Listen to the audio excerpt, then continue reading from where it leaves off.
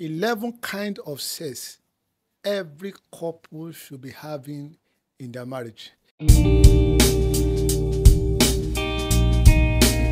Welcome to Wisdom for Single and Married with Samuel Agbenjo. This program runs from Monday to Friday by 7 p.m. on this page. Tell your friend, tell your loved one about this program. And don't forget to share this program with your loved one. And as you follow this program, your marriage will be the best. Today we're discussing about 11 kinds of sex every married couple should be having in their marriage. Sex is one of the major things that causes marital crisis, separation, and divorce. So we must learn to address the matter of sex so that we will not have crisis in our marriage. Lack of adequate sex or lack of sexual fulfillment is one of the biggest problems to marital peace and happiness. It has destroyed so many homes. So we must be serious about it. We must address it so that we can have sexual fulfillment in our marriage. So number one kind of sex every married couple should be having is dutiful sex. Dutiful sex. This is when you decide to have sex because your spouse wants it. You may not be in the mood. It is not every time you will be in the mood to have sex. If you are waiting for the time to be in the mood, you may not have sex forever. There are couples who have low libido. So if you are waiting for the time for you to be in the mood, you may not have sex forever. So that's why you need to have dutiful sex. You give your body generously to your spouse as part of your duty. So we call it dutiful sex. You willingly give your body to your spouse as part of your duty. The book of 1 Corinthians 7, verse 3 says something. 1 Corinthians 7, verse 3 says, the husband should not deprive his wife of sexual intimacy, which is a right as a married woman. Nor should the wife deprive her husband. The wife gives authority over her body to her husband. And the husband also gives authority over his body to his wife. This is dutiful sex. You must give your body willingly, intentionally to your husband, to your wife, whether you are in mood or not. Whether you're in a mood or not. Sex must be regular in marriage. It must be regular. There is no marriage without sexual fulfillment. So make sure that you have regular sex as part of your duty to your spouse in marriage. Number two is what I call a memorable or special sex. A memorable or special sex. This is a very special kind of sex that you organize and plan for. Every couple should be doing this once in a while. It can be once in a month or once in 2 months. If God has blessed you with money, do it once in a month. You can book a hotel. And spend like 3 to 7 days to enjoy a memorable and special sex. This kind of sex, memorable or special sex, build your intimacy in marriage. So every couple should be having this memorable or a special sex. It can be once in a month, once in 2 months, once in 3 months, and God blesses you. You book an hotel and you spend like 3 to 7 days and enjoy each other. If you don't have much, you can take your children to grandma and enjoy each other. This is what we call a memorable or a special sex. The next one is what I call a passionate sex. A passionate sex. This is the type of sex you engage in to satisfy your spouse. This is done with all your heart, all your mind, all your spirit, and all your body. You make up your mind that, tonight I will passionately give my husband, give my wife, a sweet love making. So you make up your mind to give your body to your spouse. So this is what we call a passionate sex. The next one is what I call a planned sex. A planned sex. This is the kind of sex you intentionally plan for. You intentionally plan for it. This is mostly for couples who are too busy.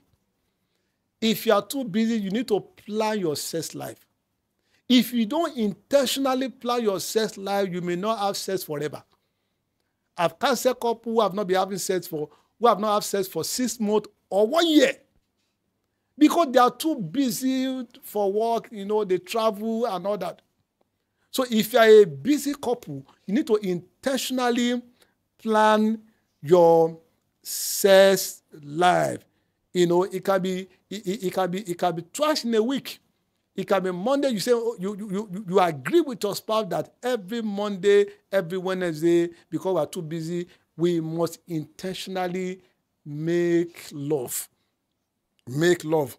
So the next point is that the reason why you need to plan your sex life is that if you have a low libido, or a low sex drive, you will need to have sex timetable. If you know you have low libido, because if you don't intentionally plan for sex, you may not have sex forever. And that can affect your marriage. It can affect your intimacy. The fact that you have low libido does not mean that you should just take your spouse for granted, you take your marriage for granted, and you don't want to have sex. Why are you married? Why are you married if you don't want to have sex? Sex is important in marriage. So if you know you have low libido, you have low sex drive, you must intentionally plan your sex life. If it is every Wednesday, every Friday, every Monday, if it is 3 times in a week, and you must adhere to it. You must adhere to it. So that's one of the reasons why you need to plan your sex life. Number 5. Number 5 is what I call unplanned sex. Unplanned sex. This is the kind of sex that just happens. You don't plan for it. It just happens. It is not every time you plan your sex. This one just happens maybe when you are discussing, you just look at your wife, your husband, and you feel aroused. This just happens. It can happen when you are discussing, when you are in the kitchen, when you are watching TV, or when you are in the garden, your own garden, when you are in your car. So it just happens. This is what I call unplanned sex. When it happens, give your body generously. Give your body generously to your spouse. Don't interrupt unplanned sex. Enjoy yourself. Enjoy yourself. It can happen when you are cooking in the kitchen, but make sure you off the gas so that you won't set the house on fire. Enjoy yourself. Enjoy yourself. The next point is what I call number 6, reconciliation sex. Reconciliation sex. This is when both of you just settle a misunderstanding. You can just make love to renew your vow. After settling quarrel, after settling misunderstanding, you can just make love to renew your love, to renew your vow. The next point is what I call quick sex. Number 7, quick sex. This is the type of sex you do in a hurry. You do it in a hurry. Maybe you are going to church, you are going to office, you can do a quick sex. It may not be more than 4 to 5 minutes. That's what we call a quick sex. It is not every time you spend like 20 minutes, 30 minutes, in foreplay and all that, you spend 1 hour. No. Sometimes you can have a quick sex. Maybe you are going to office and you feel you feel this urge for sex. Maybe you are going to church. Before you go to church, you can enjoy yourself. There's nothing wrong with that. It may not be more than 4 to 5 minutes. you can enjoy a quick sex. So a quick sex can be done in the kitchen, in the sitting room, in your car. You can do it inside swimming pool. If you have a swimming pool, it can be done in the garden. Make sure you have privacy. Enjoy yourself. The next kind of sex you can have is what I call exercise sex. An exercise sex. This is the type of sex that happens in the morning. In the morning. Early morning sex improves your love life and it improves your health. Having sex in the morning is a form of exercise. Many of you are too busy for exercise. But having sex every morning is a form of exercise. It improves your health. It improves your love life. So it boosts your health and relationship. The next point is what I call encouragement sex. Encouragement sex.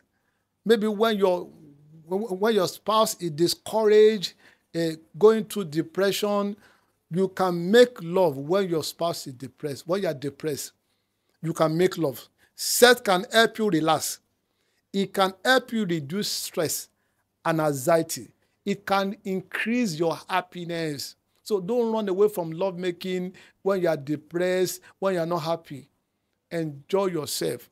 Sex can increase happiness.